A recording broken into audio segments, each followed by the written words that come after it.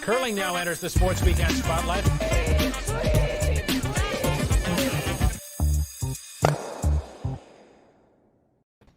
Hi again, curling fans. You are fired up, Colleen. I missed you. I missed you. And we missed the curling fans. No kidding. It's nice to be back. It is nice to be back, and it is April Fool's. This is no joke. We are back. We are going international, and as Mr. T always says, curling is cool, fool. Curling's very cool. So cool. I don't know if you can see the cat in the background. That's I apologize. She might come. She might go. Well, you are in a different location, and Carol seems to be making her. I want to be on the curling show too. Can I be your fan in the house section? No, Carol.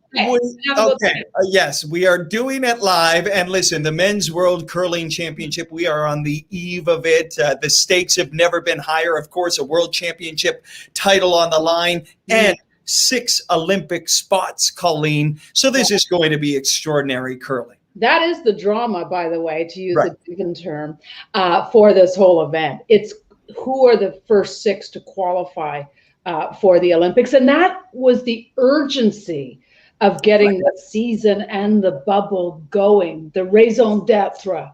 Right. That's a big word. Look at you. What's that? Okay. Everybody has been missing your whiteboards. Oh, this is a lot of pressure. Because this is the eve. Nothing's started yet, right? Nothing has happened yet. Okay, I did a board. She did a board. And listen, it's really simple this time around, isn't it? That's why I did the board. I said, you know what? Nothing's happened, but I just want to show off a 14-team round robin. Right. I love it.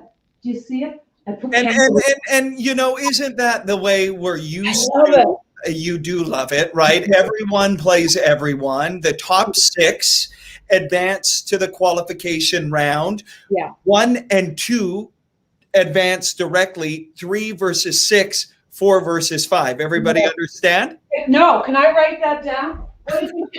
Try to repeat that for me. All right. So the first and second place teams of the round robin advance directly into the playoff round. Playoffs. Okay. 3 versus 6, 4 versus 5 in the qualification round. The winners of those games advance to the semifinal. One plays the lower seed, 2 plays the next highest seed. How do you do that without a whiteboard? Honestly, you should get whiteboards. No, I'm very okay. Wow, I had no idea. Yeah, that is complicated because it is really simple. Right. It's a bit of a new format that the World Curling Federation went to because they have the 14 teams. And so, yes, once we get those 6 teams, we know they're going to the Olympics. What a jam-packed show we have, Colleen. We do. We should stop talking because this is such a big show to be back with. So many great guests. Yeah, we have a lot of guests. And listen, we know that Canada at the Men's World Curling Championship has been dominant. Over all the years, 36 titles. They lead the way. The next closest, Sweden, they've won 9, but Niklas Edin has won 4 in the last 10 years. Canada and Sweden, Colleen, have won 9 out of the last 10 Men's World Championships. And right now, we're going to revel in some of that Canadian glory and then talk to the skipper who wears the maple leaf this year, Brendan Bottcher. You've got a light show. There's a ghost. There's a power. There's a storm. Let's watch. And this moment, this Cooey picture moment. Canada and Kevin Cooey. Will this double be for gold? There they go. Canada scores 2 more.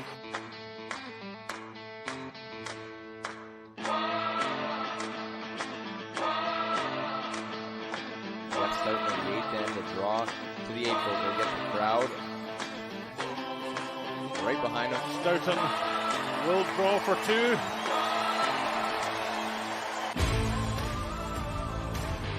Trying to force Jeff to throw his last. Got to keep this one going. The front end on it as they continue to go. And Stoughton will not have to throw his last as he will pick up the 6-5 victory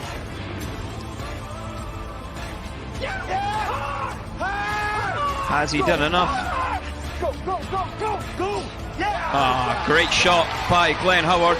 10th end, last stone. Has he done enough? This one's looking pretty good.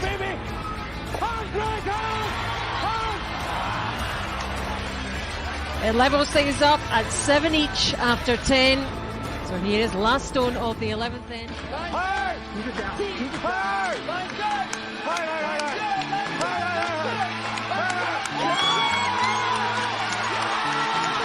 And they've made it. Canada have retained the World Championship. They are the 2012 World Men's Champions. With his upweight ability, he's able to just chip the shot stone, just squeaking it out the side door. An excellent shot to win the gold medal right there.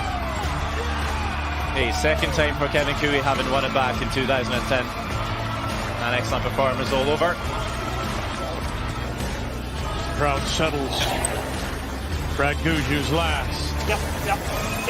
Hard break. Walker. Hard break. Go. Fill the arms.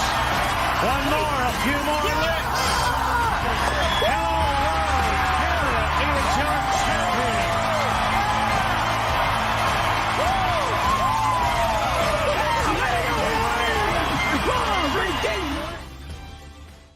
Whoa!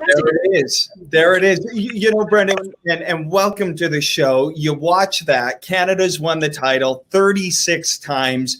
Now it's up to you. When you watch that, knowing that you're going into this position wearing the maple leaf, what comes up for you? That was a pretty special group of teams there on those clips. I'm honored to even be wearing the maple leaf, after a lot of those guys. So I think for us, it's an amazing opportunity. You never know how many of them you'll get. I think our key is stay in the moment, do our thing, just try and play the best we can and put ourselves in the mix at the end of the week.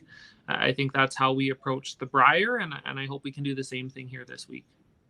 Are you in the same room that you were in? And have you even left the bubble since the mixed doubles? Do you just live there now? I think so. I think I should change my mailing address. No, I've been here for over a month now, I think. And I think I'll be here until the end of the month as well. So I'm about halfway through my stay. Wow. Let's talk about those Team Canada. We've got the selfie you guys took on the ice.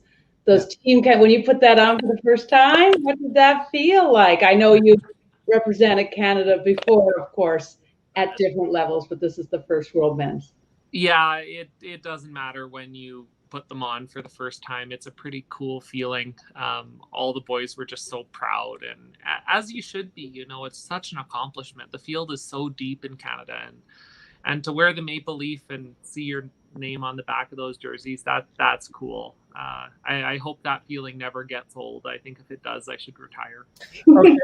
Okay. While we're talking about fashion, because I do like to talk about fashion, let's show off these colorful socks of yours, because obviously, Brendan, they have made the rounds. There's the shot. But if quickly you could tell us a story about this, because this is so beautiful, a really great story, one of many great curling stories. But tell us about the socks. Yeah, and this is really a feel-good story that wasn't staged at all. It truly was just a nice lady. Her name's Barbara out in Victoria, I believe, who was watching me curl in my ankle socks and thought that I must be cold. So she mailed me a pair of socks right to the rink, which was unique. And she wrote a nice personalized note in there, and it was just too kind. Just such a heartwarming kind of story. I definitely wanted her to see me wear them on TV. So I wore them the first couple games, and then we got on a little bit of a roll. So, superstition kicks in. I was fortunate midway through the week we lost, though, which allowed me to wash the socks, which was probably in everyone's best interest. Right. And then I got to pull them back out. And like I say, it's just such a good news story. So many people have mailed me socks in the last couple of weeks. I'm not sure I'm ever going to need to buy socks again. So the socks are dead.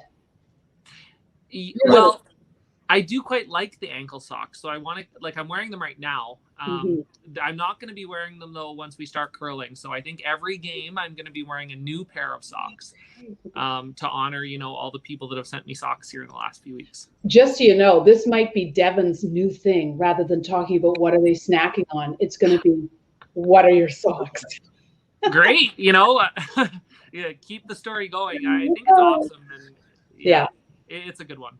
It is the eve of the championship. You've got Scotland tomorrow. How have you prepared for this? You mentioned how you prepared for the Brier. Are you doing anything different? Does it feel different, Brendan? It really doesn't. We've been fortunate. We've actually had 3 days of practice out here. Right. So wearing the Team Canada uniforms, being in the building, the same building as the Brier, but little things change. Now you're Team Canada. I feel like we're comfortable in there. Like you say, Team Mowat's going to be one of the best teams in the field here. So that's a good measuring stick for us right out of the gate. We're going to need to play our best. And hopefully after that game, we're trending in the right direction. We know where we want to be headed. And we've got a couple things we can pick up on to try and gain some momentum as the week goes on. Well, I know we've got Darren coming up, but how is he, and how nerve-wracking was that when, the back issue is so nasty? Yeah, he's feeling great today. He's excited. He's been throwing the rock great out in our practice sessions. So I really feel like we're all ready to go. There were a couple, tense days in there and just hard days emotionally. He just won the Brier, and that's an absolutely amazing accomplishment. And to then be put through the ringer of trying to figure out, is he healthy? Isn't he healthy? What can we do to get him where he needs to be? We've just been so fortunate that he's had access to the absolute best in terms of care down here. I don't think there's anywhere else he could be where he'd be getting better care. And he says he's feeling better than he was even before we started the Brier, which is music to my ears. That's definitely right.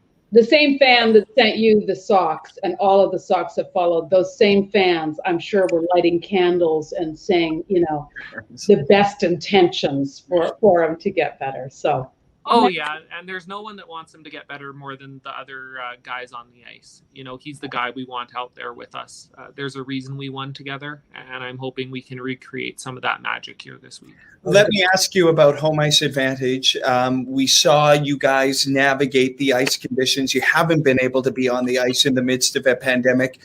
Is it an advantage having curled an entire Bonspiel and feeling comfortable in this environment, Brendan? And have you heard how the other teams are reacting to this venue when they step onto the ice? So I think just the familiarity, sure, there's a certain element of comfort that you can take from that. We've already won a big tournament there in the bubble, right. So that feels comfortable. But it really is a world-class facility. And I don't think many of the teams have taken very long to get acclimatized. They've been here for well over a week, I think, already. So They're comfortable with the hotel. They're comfortable with the venue. It should kind of be business as normal. It's always unique playing in front of cardboard cutouts as opposed to, real fans. But I do get the sense, there's just so many people across the country and around the world that are pulling for us. So I do feel all that support, even though there aren't as many people in the building. Oh, yeah. Yeah. So nice to see you. And I know you've got Donnie Bartlett's birthday to do, Coach Don B. So have fun. There he is, the birthday boy. He's one of the best. Yeah. Yeah, he is good. I like. Does he tell you about the strategy? Did I already tell it to you? Pardon me, I'm getting old too. Yeah. If the lead goes deep on the first one, the 3 is coming. Oh, yeah. He's grinning ear to ear every time Kark throws it heavy. So awesome. Nice to see you. Good luck. Yeah. Good luck, Brendan. So all our best. Yeah. Take care. Awesome. Thank you. Colleen, you hear the skipper talk. He seems so poised, so ready to meet the moment. He is that, and I love that sock story. The socks. We need a pair of socks for the show. Yeah, maybe the fans will send us some. Yeah, knitted socks. Socks. Okay, Darren Moulding. We've been wondering about how his back is feeling, but before we get to talking to him, he's going to show us a little behind the scenes inside the bubble at the Men's World Championship. Let's take a look. All right, here we are behind the scenes getting ready for practice here. Skip, are you ready to go, buddy? Yeah, I'm feeling ready good. To go? Excited to There's go. Brad and our whole contingent here. Ready to go. Just waiting for practice here, getting all ready. Everybody's doing their pregame. Look, there's Karik. He's rolling out that hip. Hey, how's it feeling, buddy? How's it feeling? And Pat? Oh, hey, here we go. All right, off to TSN for interviews. Skipper's going to be driving like usual. Hey, buddy? Yeah, that's the plan. Darren's a little better dressed for the occasion than I am. Yeah, all right, let's go. That's outstanding. Well done, Darren. Okay, brother, hold on. I got to know, are you rolling out the back? Are you doing the stretches? How are you feeling? That's what Canada wants to know tonight. Well, Dr. Aaron Nardella will be pleased to hear that I've been doing my planking and all the exercises I'm supposed to do. So it's good. Good. Thank goodness. Did everybody across the country offer you back advice, by the way? Oh, I did get a bit of that for sure. Yeah. Lots of stuff sent to my room, different, ointments and herbal medicines. And it's been awesome. Everyone seems to care, which is great. Tell us how it happened. For me, it was a sneeze, but maybe it was something worse for you. It happened, I think it was a variety of factors. Number one, after winning the Brier, and you would know this, Colleen, it's just a tidal wave of messages and, different things that you just really can't plan for. And I ended up really having trouble sleeping for about a week. And I got like 2 or 3 hours of sleep a night for like 5 or 6 nights in a row. And then we were 3-0 at the mixed doubles. Things were going well, but we got the off day on Saturday. Throughout that day, I started developing a little bit of a headache, which during COVID times is a little bit worrisome. And I kept taking my temperature and everything was fine. So I just chalked it up to being tired and I laid down and I basically was in bed for probably 12 hours. Wow. And I woke up about 1:30 a.m. on Sunday morning. We had a game at 8:30 and I couldn't move. My back just totally seized right up. And it was a little bit scary. It was very painful. Instantly Curling Canada got me set up with some great doctors. And we actually realized that the problem is it was not disc related. It was more my shoulder got really, really tight, started pulling on my lat muscle, which twisted my pelvis. Oh. And that's why my back spasmed. So, it was, we've been doing, so now like everything's good. I'm straight and I feel good. And we're actually doing the majority of the treatment on my shoulder now. Right. So that's the actual problem, which is a lot less severe than a disc injury. So I actually feel better than I have in a long time. I'm very confident that I'll be good to go for the event.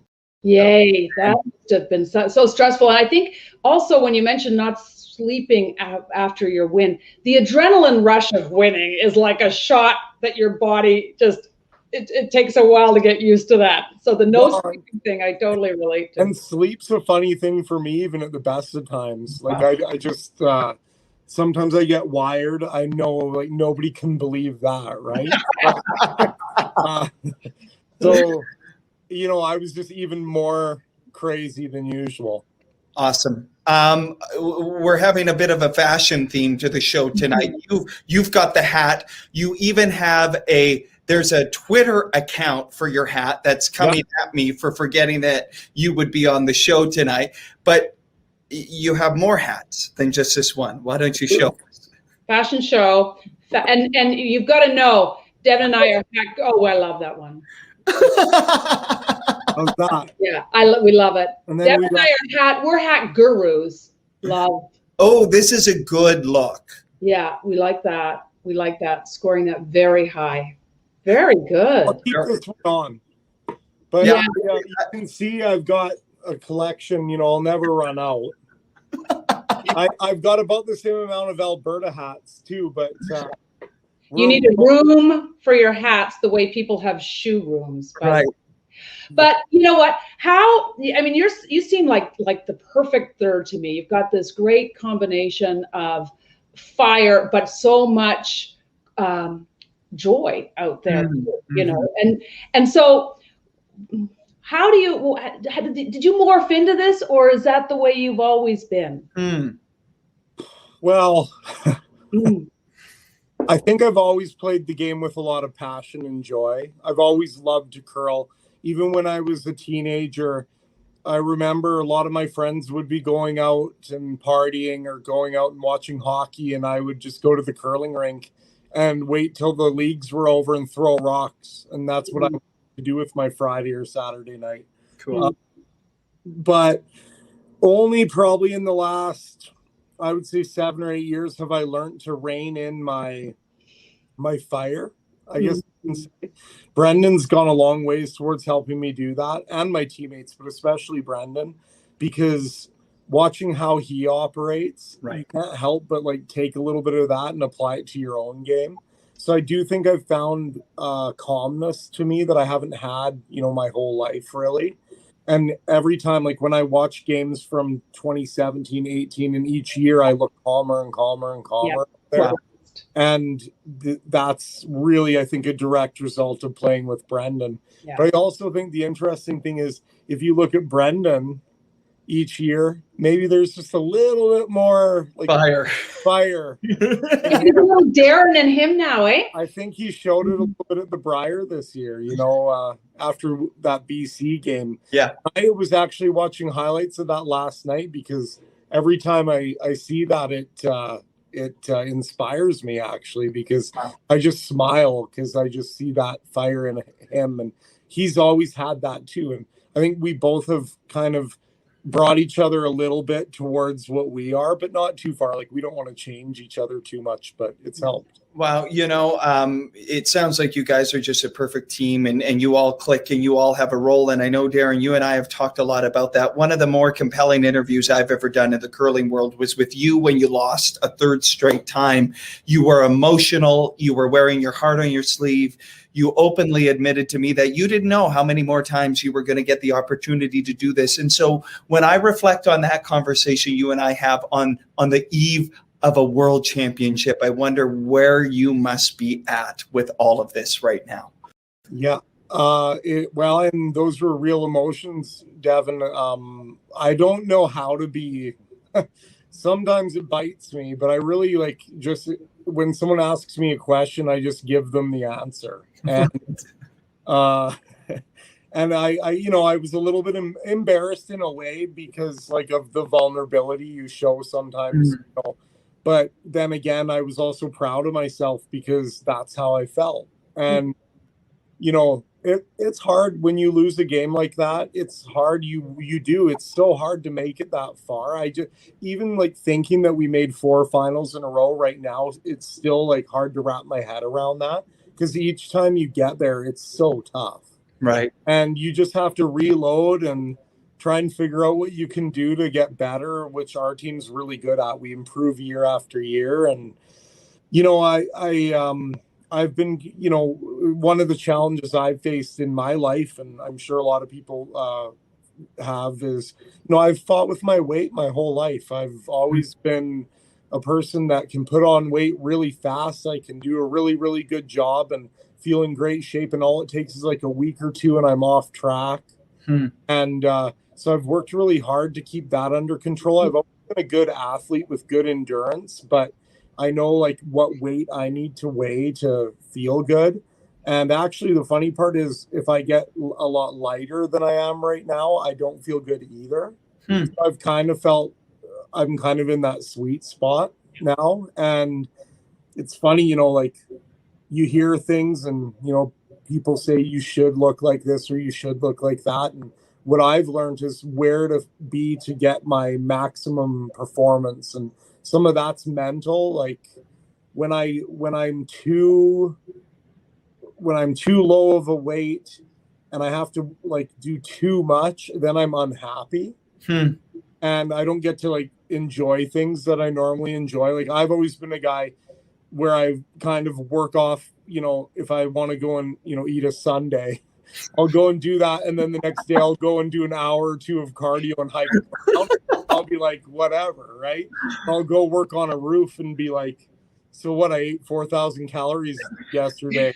I don't care. But I've learned to be more moderate. Brad's helped me with that. And, wow. You know, it's helped in my performance. You've seen it in the last 2 Briars. I've been really consistent. So, right.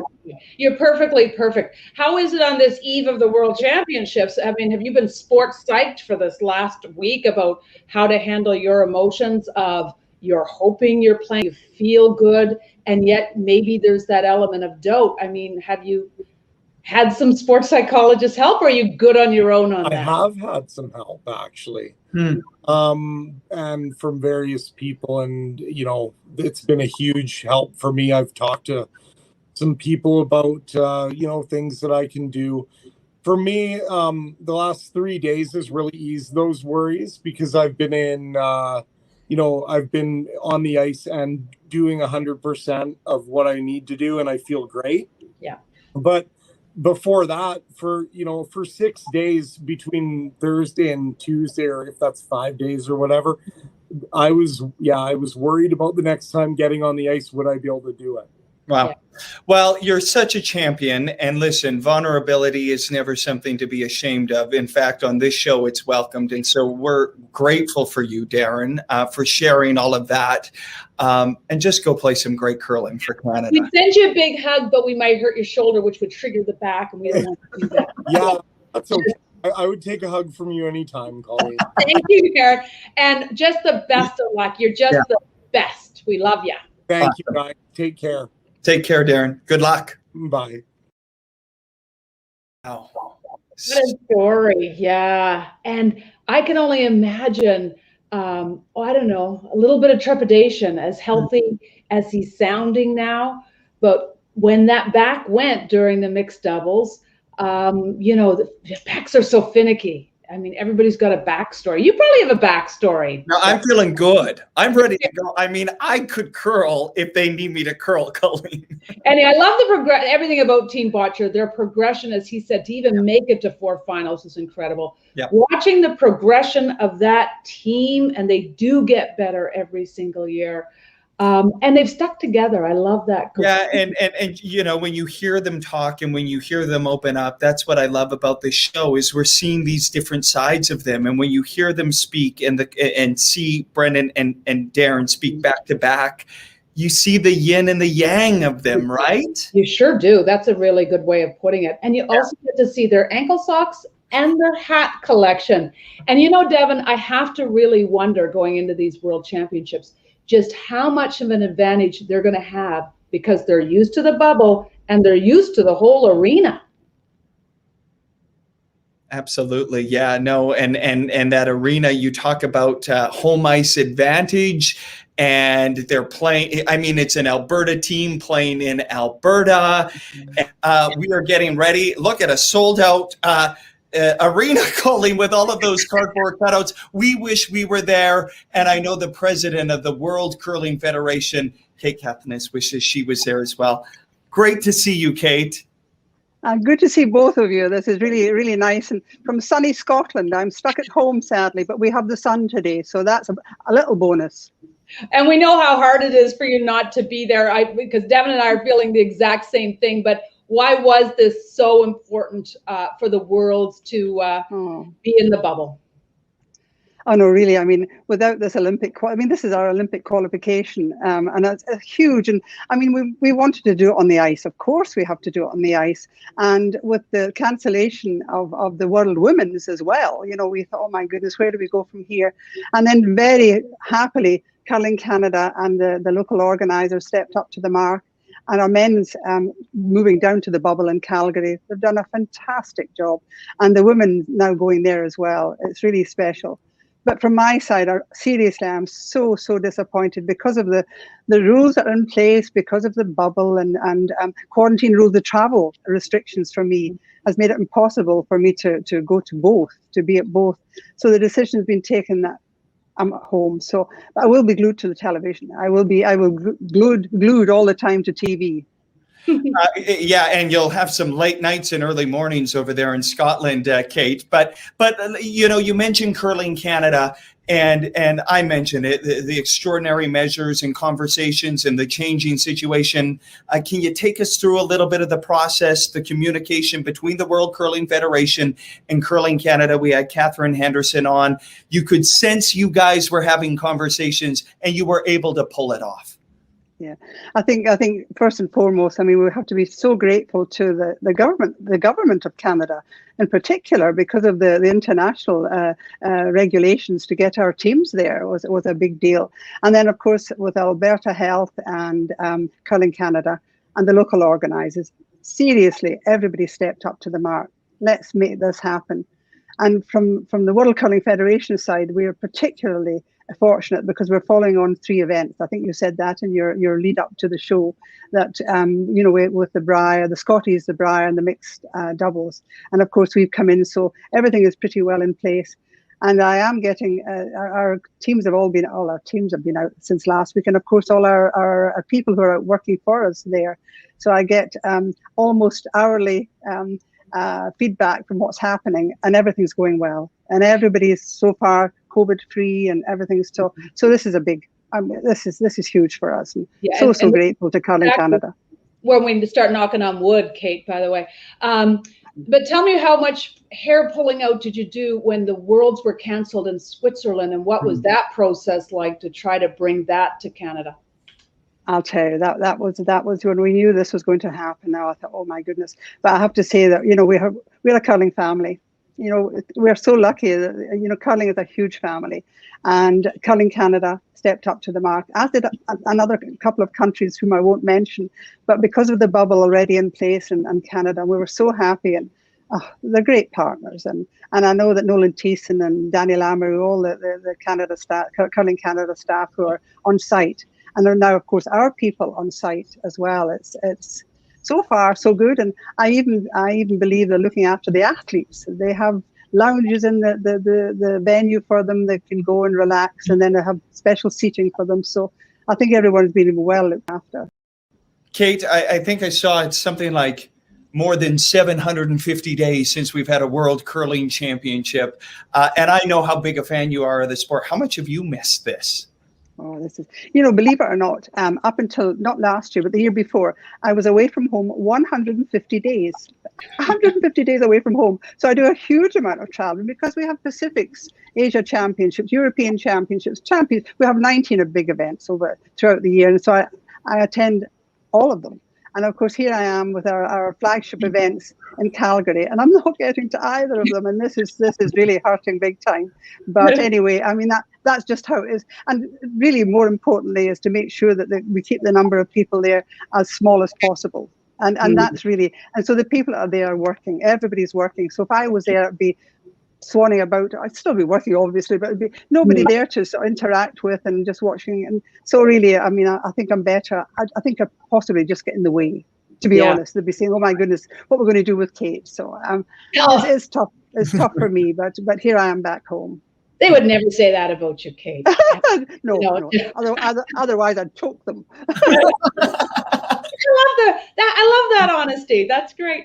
Anyhow, we're so glad you're able to join us today, and we hope you watch that curling show. And we're all missing the being away and watching it virtually. So we hear you. Thank you. And Colleen, it's nice to see you. It's a long time since we've seen each other. I think the last time you were on the ice, so that's not yesterday. So good to see you. You're looking well. And Devin, thank you for asking me to join the show. We've never met before, and hopefully I'll get the opportunity in the future. But all I can say to everyone is stay safe and well. And I'm sure the championships will be a great success. Yeah. Thank you, Kate. And let's hope that, when it comes to the Winter Olympics, we can all do this in the same spot at the venue and stay safe and well and enjoy the curling from Scotland. Thank you very much indeed. Good to see you all. And I'll go back. I'll open the blinds and I'll let the sun in. Okay, good to see you all. Take care. Bye-bye. And love to all our curling fans in Canada. I should say that always, always. Take care. Bye-bye. Thank you, Kate. Bye. She is so good. She loves the game. She absolutely loves the game, doesn't she, Colleen? She really does. And she's been a big influence on the game, the World Curling Federation, and how they've spread their tentacles around the world and to help grow the sport. When you think of where it is in Asia, for example, the growth there for the last 15 years is so huge. We always talk about, Nigerian Curling Federation. So that growth is great. And she mentioned just the importance of wanting to make sure the Olympic qualifiers were decided on the ice. So that's crucial, and on the ice this year, not early next year when nobody's that would have been a disaster. Yeah, it really would have. Talk about cramming everything in, qualifiers and then the Olympics. Woo! Yeah. Great. Well, we're going to cram in a big finish to the show. So we're going to go in the house and John Shuster, then Niklas Edin, but we're going in the house of fan portion of the show. And we are bringing in Hailey. Hailey, great to see you. How are you? I'm good. How are you guys? Very good. Great. Like that curling show is back on. So we're really excited. We had nothing to do at night. So glad to be this. Awesome. Hailey, you are a curler. Tell us about that, because we also know you're a podcaster. We're going to get into that as well. But tell us about the team and your curling career. Yeah, so I've been curling for like 9 years now. So this will be my first year of U18 with my team, Team Smith. We curl out of the London Curling Club. Nice. And how weird has this year been for you? There's been a lot of talk for juniors on just, the season that wasn't. Oh yeah, it was. I think we got to play in one tournament. We came in third, and then that was it. There was like practices here and there, but it was very spotty. We actually just got back, but a couple of my teams are from other places, so they couldn't come because they were in red. So like I got a couple practices, but then we got shut back down again. So it's been hard. We are in the lockdown in Ontario, Hailey. Now, you love the game, you play it, but you talk about it as well. You're coming for our job, or maybe you can co-host. You got it. Oh, yeah.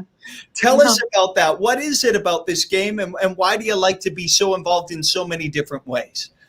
I just like this game. It's so much fun. Like, you think about it, you get physical activity, and the people like this. Like, I love the curling show, and you tell everyone about the sport. It's everything I love. It's great. Cool. Well, what's your podcast?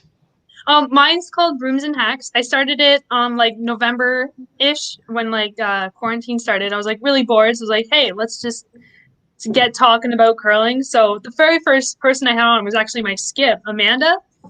Oh my. She took 16 minutes to explain how curling worked. I was like, this is a lot. But It was super fun, and then I just got ball rolling from there, and I love it. Now, it's hard to edit the skip too. Like you could have sliced and diced her, but you don't.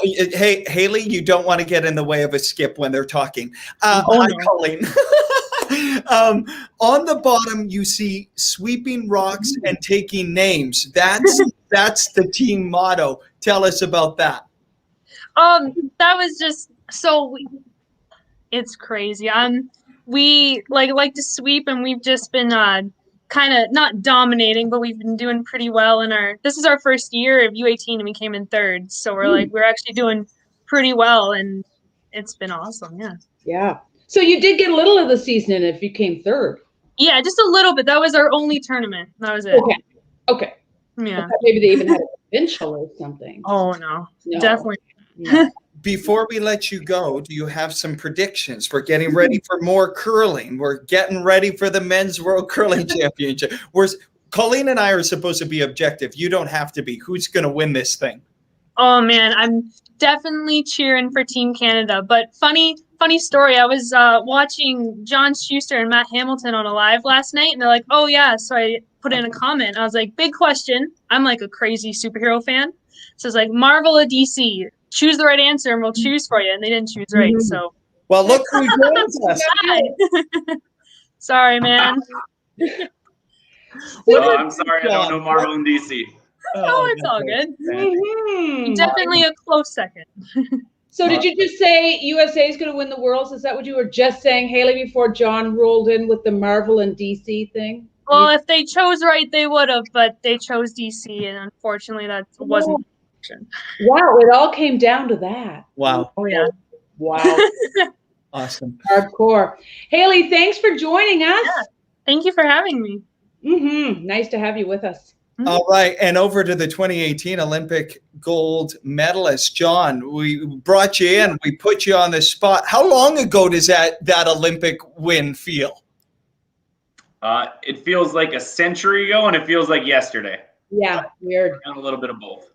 Oh, that was so magical. I mean, remember, well, Devin and I were in what we like to call the pig pen area of the, when you come down for the interviews, and you guys are in the roped area and we're behind, and your emotion though that day of winning it, like it was, we always talk about dream come true, but man, that was a dream come true for you if ever there was one. Look at you. Yeah, it was, yeah, that's for sure. I mean, obviously 4 Olympics and a couple really bad ones made for it probably even being a little bit sweeter than it may have been otherwise. But it also, you know, there was a lot more pain before that joy. So it was one of those moments where I just kind of tried to take it in, and it was kind of surreal. And honestly, there wasn't a lot of emotion to it right away. It was kind of more of a wow, like we really did this kind of thing. Yeah. John, it's great to see you, and it's great that we're going to be talking about curling, and you're going to be curling again. In the wake of that Olympic win, you guys were everywhere. It was like the rock star tour. But what has John Shuster and the team been up to over the last year, even in a pandemic? How have you guys been able to prepare for this? You know, I've been home being John Shuster dad a lot more, and John Shuster husband. But yeah, it was honestly the pandemic was a really good chance for myself, and I think some of my teammates too, to kind of realize, you know, that we didn't need to be traveling the world with our hair on fire, playing 100 curling games a year to really be happy with where we are. And for me, I definitely realized that. I never made it. I think when we flew out to come here to the bubble, that was only the 3rd time I made it to the Twin Cities, which is only a 2-hour drive. The rest of my time in the pandemic has been within a 2-hour radius of home. And yeah, so that was, it was kind of refreshing to get that time. And luckily we have a curling club that was open from mid-October, and then it closed, but we actually had ice available to us, you know, while it was closed as well. And yeah, so I've gotten as many or more practice rocks in this year as I have in my entire career. So I think as from a curling preparation standpoint, we're ready to go too. Yeah. Well, the funny thing, talking to Carrie Anderson, she was a little worried about her preparation going into the Scotties, and we've never seen her play that well. You know, on almost 0 games, such limited practice. She was even on a lake. So it makes you wonder if necessarily if you kind of hit like that after your 10,000 hours, hit like this peak area of your game that maybe you don't need to throw as much as we thought we needed to do, but who knows? How's the bubble so? Yeah, the bubble's been all right. I mean, I definitely haven't been getting the steps in the usual activity that, of course, because all we can do is walk in our room or in the parking lot. So, but no, it's been all right. I've caught up on a few shows that I wanted to catch up on, and yeah, just been trying to help the days pass by until we can get on the ice. So we're really, really excited, obviously, to get out there and start competing tomorrow. John, there are so many good curling fans in the United States. We had a few of them on the show. They were in a parking lot tailgating. I don't know if you saw that, but it's a great curling community. I wonder if you can give us a sense of where the game is at right now. It was exploding. I don't have to tell you that, but when we were in Las Vegas for the Men's Worlds, it was crazy. Where is it at right now, though? I think we're literally at the beginning of curling in the United States. You know, there's about 1 million curlers in Canada, and I think we're up in the 30 to 50,000 range in the US, but there's curling clubs being built almost monthly, it seems. And when you see that expansion happening around the entire country in curling has literally been like a Midwest thing, and there's a curling club in Washington, and then a couple in Alaska, and on the East Coast, kind of spread around through country clubs. But now all these major metros are kind of seeing that there's a demand for it, and there's so much passion, and demand and passion lead to building places that people can play. So we're at the beginning in the U.S., I think, and it's been fun to be a part of. Yeah, no kidding. And part of that passion comes from your Olympic gold, of course. Now, of course, these are Olympic qualifiers. You've got to finish in the top 6. What kind of pressure do you feel knowing that in a country like the U.S. where the sport is growing, that you need to nail that qualifying spot? I guess for us in our team, I think we're in a place where, we're really trying to come here and win a world championship. And, our discussion that we had is if we come here and try to win a world championship, like we always do, and like we've been preparing to do, the Olympic qualification will take care of itself. So, I don't think we're really even focused on that, because, it'd be huge to finish a round robin in first or second and get that bye into the semi. So you only have to win 2 games, as opposed to, thinking about trying to make the playoffs, and okay, fine, you make the playoffs and you qualified for the Olympics, but you got to win 3 games to win a world championship now, and that's not putting yourself in the best position. So we're going to go out here and try to get ourselves a world championship, and qualifying the Olympics will just, be a derivative of that. Right, derivative. And I like what finishing 1 or 2 is really huge. Yeah, and that's definitely a goal for ours, is to see if we can't put a round robin together that can get us that bye into the semifinal. So hardest question I have for you all night, John. Do you have any cardboard cutout fans in the stands? I have found out that I do, believe it or not. I have there are some cardboard cutouts. It's hilarious because my wife and mother bought them prior to even the Scotties when they were putting them in there, and they knew where they were. And I watched literally 100 hours of Scotties Brier mixed doubles, and apparently their cutouts were on the screen literally 50 times. Yeah. And I never saw them. And one time I was in the room and they were on there for a while watching curling with Colin Huffman, who was our alternate that was living with us. And him and Sarah were dying because they both knew and I didn't know. And I finally, someone pointed him out to me while I was here. So it means a lot that their cardboard cutout selves will literally be here with me. So. Oh, that's awesome. Are you one of those guys, John, when you open the fridge to look for the ketchup and it's right in front of you, like, I don't see it? Are you one of those guys? Observant? No? I'm pretty sure my wife would tell you that's exactly who I am. Yeah. Oh, John, it's so good to see you, John, and it'll be great to see you back out on the ice doing your thing. Good luck throughout the World Championship, and here's hoping we can have you on the show again. Thank you so much, Devin. It's great to see you too, Colleen. Thank you. Nice to see you. He doesn't age. No, not at all. Spends all his time on the ice. That's great. Good luck, John. Yeah, good luck. Thank you. To look at my whiteboard to see who he plays. He plays first China. Tomorrow. You probably knew that off the top of your. I think he's got the bye. But anyhow, I digress. Tomorrow, did I say? I wasn't planning on asking him about the cardboard, but I'm glad. That's a great story. There you go. You never know. You don't ever know. Just ask everything. Now it's time to go to the Swedish king of curling, because Niklas Edin absolutely relishes the opportunity to come to Canada for a men's World Curling Championship. In fact, Colleen, 3 out of his 4 titles have been won here in Canada. Victoria, Halifax, and where was the other one? In Lethbridge. Absolutely. And so let's bring in the Swedish skip, Niklas Edin, who will close out tonight's show. He is in the bubble, and he joins us now. There he is, Nick. How are you? Great to see you. Hi, super good. Finally been able to play some curling again. It feels fantastic. Obviously a little bit different, but still feels super nice to just be back competing again. How different will this feel? I mean, I was watching your match on television with Anna Hasselborg, what was that, a month or two ago? So you had a little bit of no fans activity, but how strange might this be?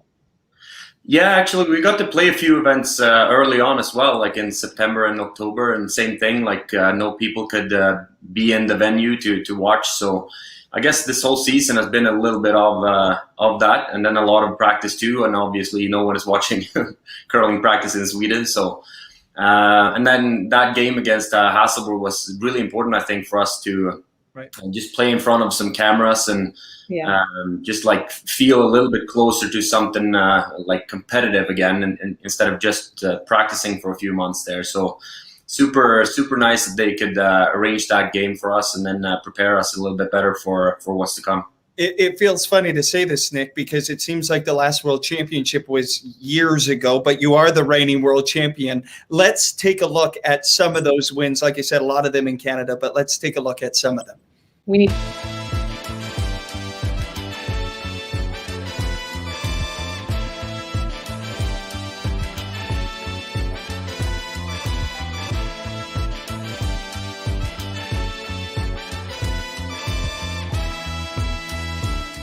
That feels amazing going into the Olympic season.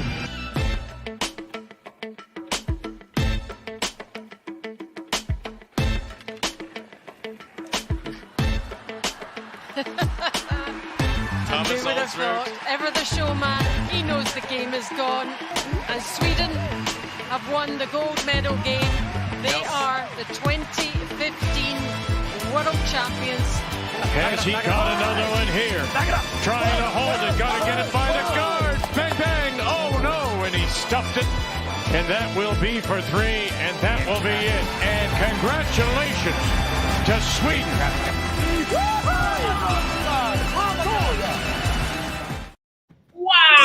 Wow, you're good.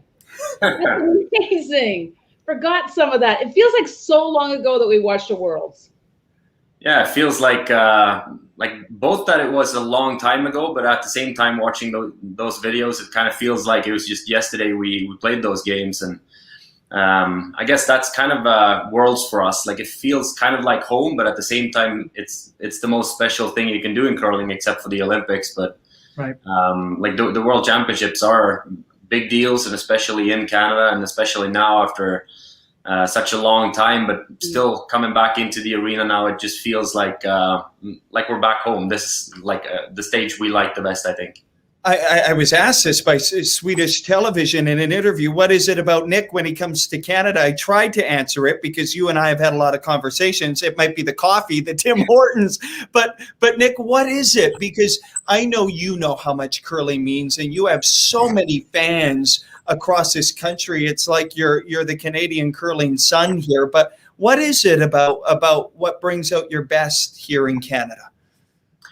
I guess from the beginning we started watching a lot of Canadian curling, like old Briar tapes and stuff like that. And I think even before we got to the level where we got to play the best teams in Europe, we were watching Canadian curling. So I think in a way, when we started playing in Canada, it kind of felt like that was where we belonged, so to speak. So we kind of adapted pretty quickly to the tactics and the style of play that Canadian teams had over here, and probably felt more comfortable playing against those teams and with that like tactics and the technique those teams use, rather than teams in Europe, especially early on, I think. So maybe for European curling, we were a little bit ahead of our time, so to speak. Like, we were better in Canada than we were back home early on, and then obviously dialed in to be really good at the championships was the main thing for us, because we need to do well to keep the fundings and all that. So Europeans and Worlds and Olympics, those are always going to be our main goals, even though the slams are super good, and like probably more good teams in those events if you just look at a straight up ranking list. So need to do well in those too, but Europeans, Worlds and Olympics, those are vital to us. So you're in the bubble for a while now. What, with the Grand Slams too, what have you packed for your, to pass the time in your bubble room? What's your go-to thing? I thought about that for a couple of days, what I should pack and stuff, and made a few lists and just listened with the rest of the team what they were packing and stuff. And then kind of last minute, I just thought of bringing a smoothie blender.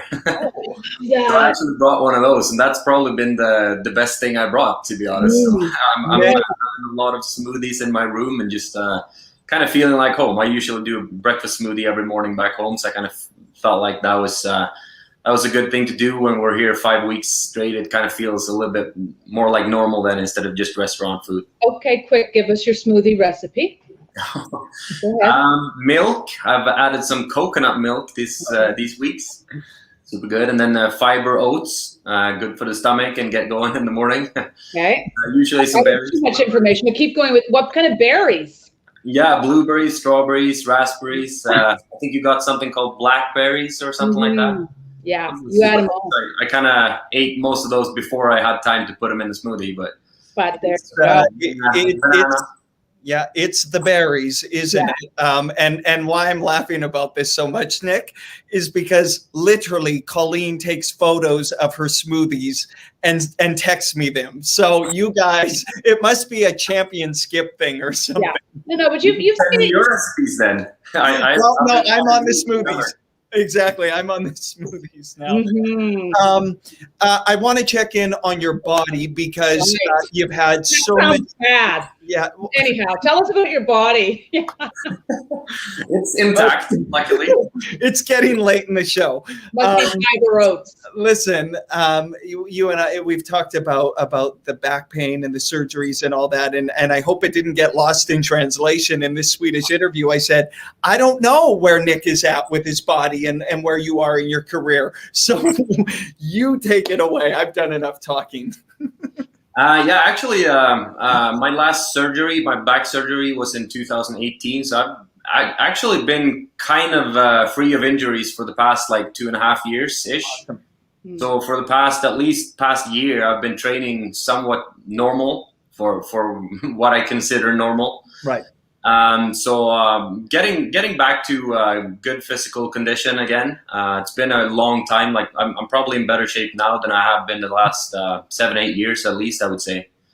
Awesome. So if it continues down this road, I can definitely see myself curl for a lot of years still. But at the same time, when it's the lower back that has been the main issue, that can come back anytime. Basically, it's basically heritage, they say, so it doesn't have too much to do with the way I train, or I can't really prevent it from happening again. So if that happens again, I don't really know, but hopefully that stays away, and then I'm in good shape. So yeah. And as Darren Moulding told us earlier on the show, it turned out his back problem wasn't the back but the shoulder. So okay, give us your picks, defending champ. Who are your top 6 to make the playoffs? Do you need me to bring a whiteboard in for this? No. I think 60. The way I see it, at least, we got 6 really strong teams. But the difficult thing this year, I think, like pretty much all the teams are strong enough to make the playoffs if they have a good week. I think I think it's the strongest field we've ever had at a World Championship, and then 14 teams as well, and like it's a big field and a lot of teams can make the playoffs. But I think looking at like what the teams have done previously and in the form they have been in the last couple of years, I think Canada for sure, us, Scotland, Switzerland. I think US are always a threat, especially after that Olympic gold. They've kind of reached a new level. Right. And then Japan, I think, is kind of the dark horse, I guess, in that field. I think that's a strong enough team to even win the event, but they haven't played a lot of these events yet, so maybe not the time yet, but they are definitely strong enough to play well enough to win, so to speak. And we have a number of good teams behind that too, but I think those will be my top 6. Tell us a little bit about Norway, your Scandinavian neighbors, because this is a team we haven't really had much of a chance to get to know.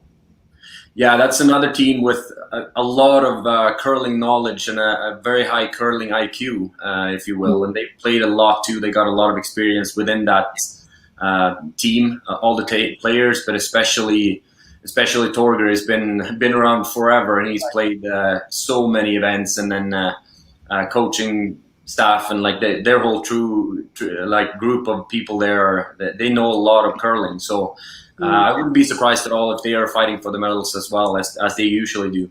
Yeah. Outstanding. IQ. Listen, you've got a Twitter hat for your hat too. Like Twitter warfare for hats, right? Is that, Oh yeah, no, it's the hats, it's the socks. They all, I mean, it's crazy. Devin, you got to start a Twitter hat for your hats. No, I don't. We're good. Nick, it is outstanding to see you. Yeah. It's going to be even better to see you out on the ice. Good health and good curling to you. And my goodness, go ahead, Colleen. Does he have a cardboard cutout? You know, did any fans come? Any fans? Cardboard cutout, or are you friendless here? I don't know. I would hope so, but I don't really know, to be honest. But hopefully we got a few out there. I'll look for them. You've practiced. I've seen a lot of people in the stands, but I don't know who's cheering for us out of those. But I'll figure it out. That's great. Okay, nice Nick. To see you. Yeah, great to see you. Good luck. Good luck. Thank you. Great to see you too. Okay. Yeah, nice to see you. We're gonna have to use that curling IQ expression. I like that. Yeah, we need to wind it down because we're winding down. We're done. Did we go overtime? Oh, our first show back and we went over. Shocking. Surprise. Shocking. So listen, big game tomorrow morning to start this thing. Canada versus Scotland. We're going to learn a lot about those 4 young men from Scotland who have just been getting better and better and better. And the Canadians, you know, they're ready to go. We're back, Pauline. We should point out. You were going to say it. No, you say it. You know the schedule better than me. I just tell you. I just do what you tell me to do. Preview show tonight. Then we're going to take a breather. We'll be on Twitter. We'll be around. But then we're going to be back for next Friday, Saturday, and Sunday for the big championship finish. So that Friday night, you will have qualification games. 3 versus 6, 4 versus 5. Then the Saturday, the semifinal, and then we'll start a little earlier on Championship Sunday. So buckle up as always. Ooh, buckled. It is going to be a heck of a time. And Colleen, it's so good to be back with you. Nice to be here with you and you. Thanks, producer Soph. Thanks, Soph. See you next Friday. I was going to say go enjoy the curling, but tomorrow morning. And coffee. Bye, everyone. See you.